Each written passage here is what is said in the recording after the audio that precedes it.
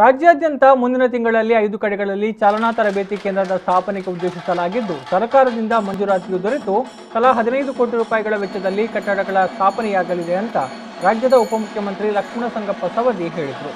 ಸಾರಿಗೆ ಇಲಾಖೆ ದಕ್ಷಿಣ ಕನ್ನಡ ಜಿಲ್ಲೆ ಆಯೋಜಿಸಿದ್ದ ಪಜ್ಜೂರು ಗ್ರಾಮದ ಕೆಇಎಡಿಬಿ ಕಮಲಪದವು ಬಳಿ ನಿರ್ಮಾಣಗೊಂಡ ಭಾರೀ ವಾಹನ ಚಾಲನಾ ತರಬೇತಿ ಕೇಂದ್ರವನ್ನು ಉದ್ಘಾಟಿಸಿ ಅವರು ಮಾತನಾಡಿದರು. ಹೊಳಲ್ಕೆರೆಯಲ್ಲಿ ಚಾಲನಾ ಕೇಂದ್ರದ ಉದ್ಘಾಟನೆಯಾಗಲಿದ್ದು 15 ಕೋಟಿ ರೂಪಾಯಿ ವೆಚ್ಚದಲ್ಲಿ ನಿರ್ಮಾಣ ಸುಸಜ್ಜಿತವಾಗಿ ಆಗಿದೆ. ಲೈಟ್ ಮೋಟಾರ್ ವಾಹನದ ಚಾಲನೆ ತರಬೇತಿ ಕೇಂದ್ರವನ್ನು ಕೂಡ ಕಂಬಳ ಪದವಿನಲ್ಲಿ ಮುಂದಿನ ದಿನಗಳಲ್ಲಿ ನಡೆಸಲಾಗುವುದು ಅಂತ ಹೇಳಿದ ಅವರು, ಆರ್ಟಿಒ ಆರಂಭಿಸಲು ಕೇಂದ್ರ ಸರ್ಕಾರದ ಹೊಸ ನಿಯಮಾವಳಿಗಳು ಇನ್ನಷ್ಟೇ ಜಾರಿಯಾಗಬೇಕಾಗಿದೆ. ಆ ಬಳಿಕ ಸಿಬ್ಬಂದಿ ನೇಮಕ ಆದಲ್ಲಿ ಆರಂಭಿಸಬಹುದು. ಈಗಾಗಲೇ ಸಿಬ್ಬಂದಿ ಕೊರತೆ ಬಹಳಷ್ಟಿದೆ. ಕೆಪಿಎಸ್ಸಿಯಲ್ಲಿಯೂ ಕೂಡ ಪೆಂಡಿಂಗ್ ಇದೆ ಅಂತ ಹೇಳಿದರು. ಯಶಸ್ವಿಯಾಗಿ ಈ ಭಾಗದಲ್ಲಿ ಒಂದು ತರಬೇತಿ ಆಗಲಿ ಅಂತಕ್ಕಂಥ ಆಶೆಯನ್ನು ಇಟ್ಕೊಂಡು 10 ಎಕರೆ ಜಾಗದಲ್ಲಿ ಸುಮಾರು 15 ಕೋಟಿ ರೂಪಾಯಿ ಖರ್ಚು ಮಾಡಿ ಇದನ್ನು ಉದ್ಘಾಟನೆ ಮಾಡಿರ್ತಕ್ಕಂಥದ್ದು ಈ ಭಾಗದ ಜನರಿಗೆ ಇದರ ಸದುಪಯೋಗ ಮತ್ತು ಉಪಯೋಗ ಆಗಲಿ ಅಂತಕ್ಕಂಥದ್ದನ್ನು ಆಶೆಯನ್ನು ಇಟ್ಕೊಂಡು ಇದನ್ನು ಉದ್ಘಾಟನೆಯನ್ನು ಮಾಡಿದ್ವಿ.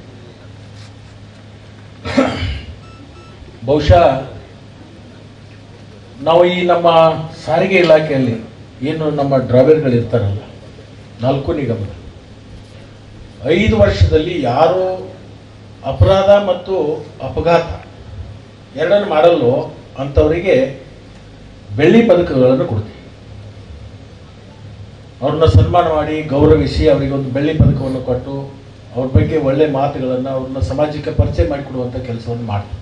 ಸುಮಾರು 15 ವರ್ಷಗಳ ಕಾಲ ಅಪರಾಧ ಮತ್ತು ಅಪಘಾತ ಮಾಡದೇ ಇರತಕ್ಕಂಥವರಿಗೆ ಮುಖ್ಯಮಂತ್ರಿಗಳ ಕಡೆಯಿಂದ ಅವರಿಗೆ ಬಂಗಾರದ ಪದಕವನ್ನು ಕೊಡುವಂಥ ಕೆಲಸಗಳನ್ನು ನಾವು ಮಾಡ್ತೀವಿ.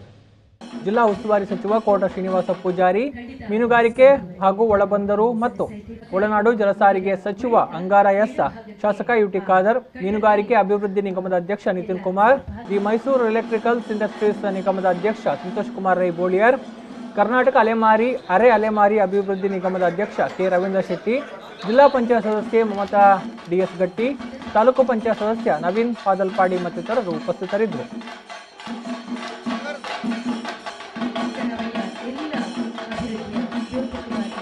ಖಂಡಿತ ಸವದಿಯವರಿಗೆ ಧನ್ಯವಾದಗಳನ್ನು ಸಲ್ಲಿಸ್ತಾ ಇದ್ದೇವೆ. ಕಾರ್ಯಕ್ರಮ ಮುಗಿದ ಬಳಿಕ ಎಡಭಾಗಕ್ಕೆ